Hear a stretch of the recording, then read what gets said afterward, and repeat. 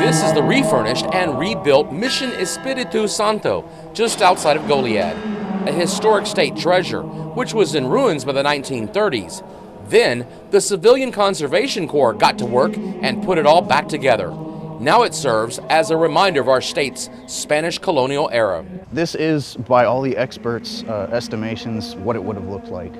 It was originally constructed in 1749 by the Spanish as they worked to convert the local Aranama Indians to Christianity. This is where Texas history kind of starts. This is when we first start seeing different cultures intermingling and mixing together. That started here with the Native Americans and the Spaniards.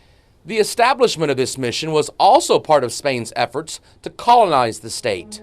At the peak of the mission's operation, there would have been about 300 people living here. And then there would have also been the Spanish priests and a couple of soldiers as well.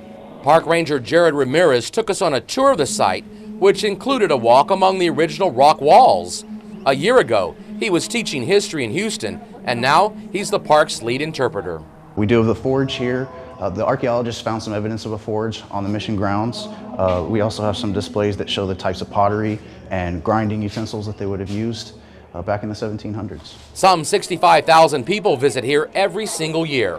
We found Trey and Melissa Nobles, along with her son Henry, taking in all of this history. My wife's from Maine, so thought this might be a good excuse to take her out and show her some of the Texas historical sites. But it's a nice place. The restoration has been really well done, and it's a lot of neat things here. Park Superintendent Brenda Justice couldn't agree more. We sometimes think it is one of the hidden secrets or jewels in our state park system. A lot of people do not realize that we have the camping as well as the beautiful Mission Espíritu Santo. Of course, when you take a look inside the chapel, much of the history of this historic site really comes to life.